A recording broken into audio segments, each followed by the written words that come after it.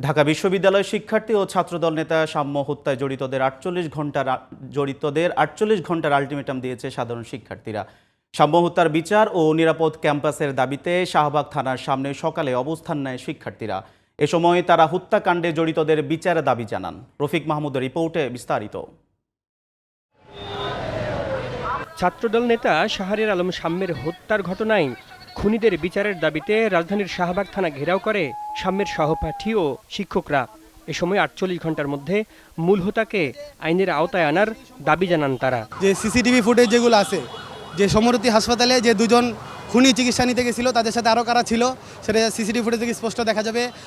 পাশাপাশি যেখানে খুন হয়েছে সেই খুনের মন্দিরের গেট এবং হচ্ছে যে বাংলা একাডেমি গেট যে দিক দিয়ে বের হবে খুনিরা, সেগুলোর সিসিটিভি ফুটেজ রয়েছে।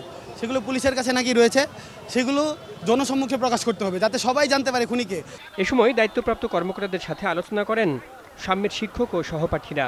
বৈঠক শেষে আলোচনা ফলপ্রসূ হয়েছে বলে জানিয়েছেন ঢাকা বিশ্ববিদ্যালয়ের শিক্ষা ও গবেষণা ইনস্টিটিউটের অধ্যাপক ডক্টর মোহাম্মদ আলী জিন্নাহ। তারা কাজ অনেকটা এগিয়ে নিয়েছেন, তাদের তদন্তের স্বার্থে তারা অনেক কিছুই হয়তো ডিসক্লোজ করতে চাননি। তারা আশাবাদী 48 ঘন্টার মধ্যেই তারা অগ্রগতি জানাতে পারবেন।